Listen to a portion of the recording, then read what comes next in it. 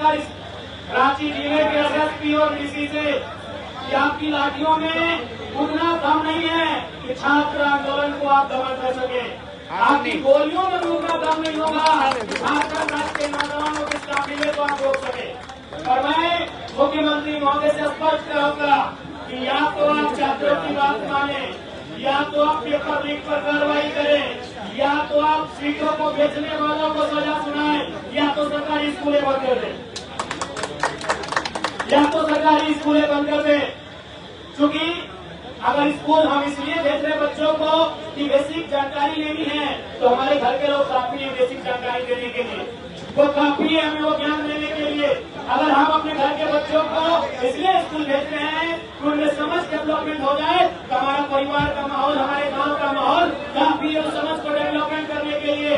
लेकिन यदि आप चाहते हैं कि पेपर लीक की कार्रवाई न करना चाहते हैं, तो आप सरकारी विद्यालयों को बंद कर दें, क्योंकि बच्चों को पढ़ाएंगे तो नौकरियों का दावा करेंगे, वह पेपर करने की बात करेंगे, APSC जैसे रिफॉर्म की बात करेंगे। इसलिए मैं आपको स्पष्ट कहना चाहूंगा। और आप जो कहते हैं मुर्गी पालो, सुअर पालो, उसके लिए हमें डिग्री की आवश्यकता नहीं है। झारखंड के लोग ऐसे भी घर में मुर्गी पालते ही है, कुछ हमें स्कूलों की जरूरत नहीं है। बंद कर दें सरकारी स्कूलों को। क्या करेंगे उन स्कूलों का? अगर आप बढ़िया से काम नहीं कर पाएंगे, आप बढ़िया से पेपर नहीं ले पाएंगे। अगर इसी प्रकार 40 लाख, 50 लाख, 60 लाख रुपए में सीटों का सौदा किया जाएगा, तो झारखंड में कौन सा नौजवान पढ़ लिख के सरकारी नौकरी करेगा? इसलिए आपको तो शर्मानी चाहिए। आप आंदोलनकारी के बेटे हैं, आदरणीय बाबा विष्णु गुरु शिबू सोरेन के बेटे हैं, और आपके नेतृत्व में इस प्रकार की धांधली हो रही है, तो बहुत ही दुर्भाग्य की बात है। और परत दर परत ये मामले सामने आ चुके हैं। अभय तिवारी तो पुरानी बात हो गई, जयंते तो पुरानी बात हो गए। अरे आपके संगठन के महासचिव की अर्धांगिनी, अब उनमें ये आरोप लग रहा है कि इस नंबर बनाने के लिए 10 लाख 15 लाख रुपए का डिमांड किया जाता था, और पैसे को लेने के लिए उनके सहायक आते थे। क्योंकि वो महिला है, मैं उनका डायरेक्ट नाम नहीं लेना चाहता हूँ।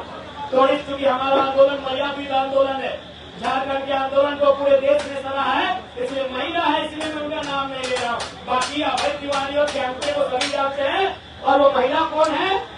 वो झारखंड मुक्ति मोर्चा के पार्टी के महासचिव की अर्धांगिनी है। और महासचिव का पद क्या है ये हमारे नौजवान जानते हैं। पार्टी का अध्यक्ष के बाद अगर कोई पद होता है तो महासचिव का होता है, ये सबको मालूम है। इसीलिए आप जांच से बचना चाहते हैं, लेकिन याद रखिएगा झारखंड के नौजवान जब तक छोड़ेंगे नहीं, यहाँ से हिलेंगे नहीं, यहाँ से डूबेंगे नहीं, आपको छोड़ेंगे नहीं, बिल्कुल भी नहीं। और अपना जो हक अधिकार है उसे लेकर रहेंगे। मैं बिल्कुल भाइयों से कहना चाहूंगा, बहनों से कहना चाहूंगा, ये जो आंदोलन चल रहा है, इस आंदोलन में सफलता हमें मिलेगी जब सरकार ने बाकी मांगों को माना है, तो बाकी जो 2 बिंदु जिन पर सहमति नहीं बनी है उन पर जो है सहमत होना पड़ेगा।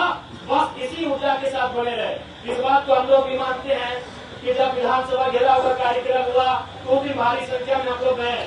तो आंदोलन हो चाहे युद्ध हो, उसका एक ही गणित होता है, युद्ध विराम, युद्ध विराम, युद्ध विराम, युद्ध चलते रहता है। इसलिए वो एक ऊर्जा हमने दिखाई है विधानसभा में। आगे की रणनीति हमारे साथी बनाए, फिर उसको एग्जीक्यूट करने का काम हम सबको होगा। और फिर कुछ दिनों के बाद अपनी ऊर्जा को जब हम एक जगह कलेक्ट कर लेंगे, फिर से अपनी ऊर्जा को अपने अंदर समाहित कर लेंगे, तो विधानसभा घेराव के तर्ज पर ऐतिहासिक आंदोलन होगा। इस बात को राज्य सरकार जान ले और अच्छी तरीके से समझ ले।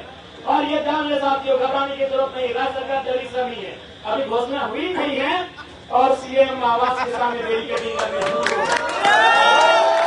अभी कोई चर्चा नहीं हुई है, अगले कार्यक्रम की कोई चर्चा नहीं है। और मुख्यमंत्री आवास को घेरने की तैयारी मतलब प्रशासन के द्वारा चल रही है बैरिकेडिंग के माध्यम से। इसका मतलब स्पष्ट है, आज 26 सालों के इतिहास में पहली बार कोई ऐसा स्टूडेंट या प्रोटेस्ट हुआ है जो विधानसभा के सामने तक गया है। यह भी अपने आप में ऐतिहासिक है, और इसका हर एक नौजवान को ठीक हो जाता है जिन्होंने से या तो प्रतीत होकर या तो अगर दूसरे राज्यों में भी है जिन्होंने समर्थन देने का कार्य किया है।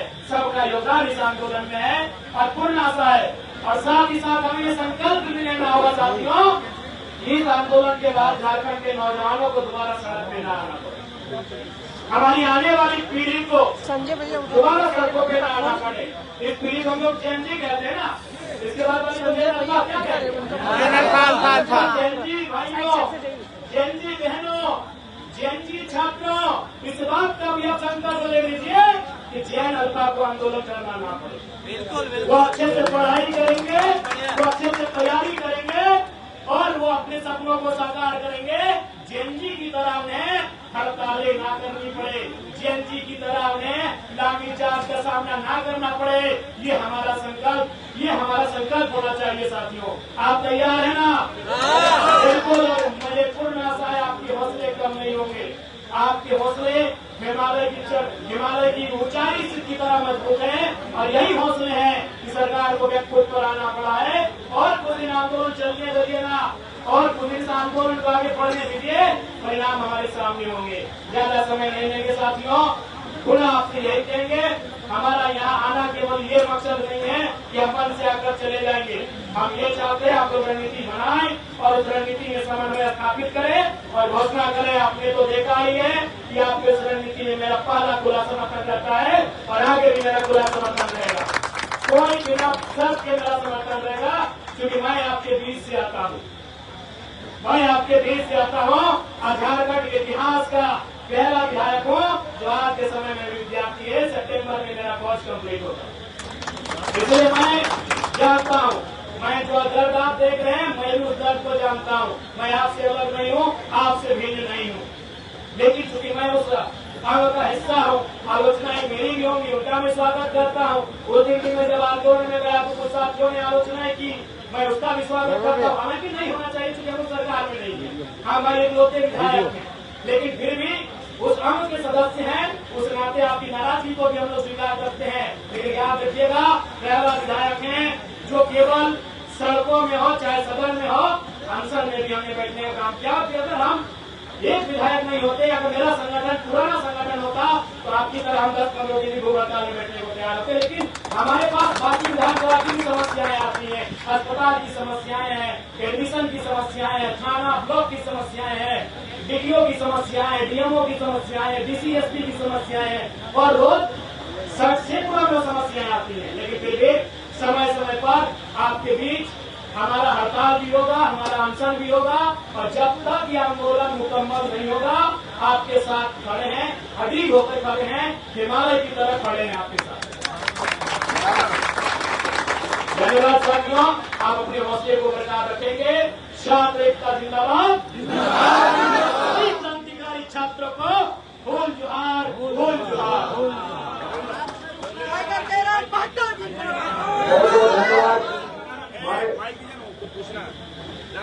पूछिए भैया।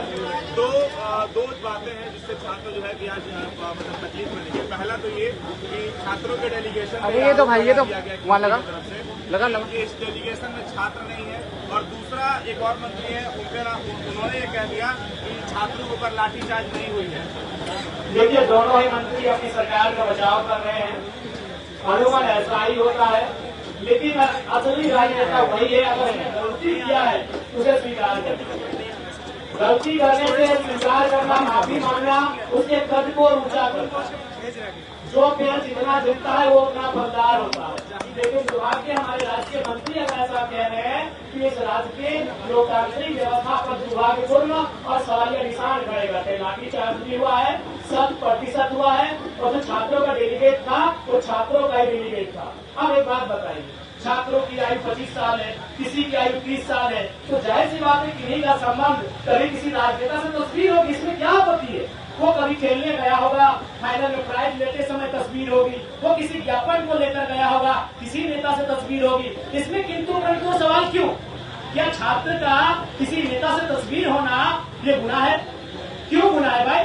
ये सवाल क्यों? मैंने तो कहा कि आप देखिए उनके हाथ में एडमिट कार्ड है कि नहीं, आप जांचिए कि जो परीक्षाएं कदाचार की श्रेणी में आए हैं उन परीक्षाओं में वो बैठे हैं कि नहीं बैठे हैं, सारी चीजें सामने आ जाएंगी। इसलिए उन्हें इस बात में मैं बहुत अफसोस के साथ कह रहा हूं कि हमारे मंत्री ऐसा बयान दे सकते हैं। बिल्कुल ये गलत बात है, ये मूल रूप से छात्रों का आंदोलन। मैंने उस दिन भी कहा था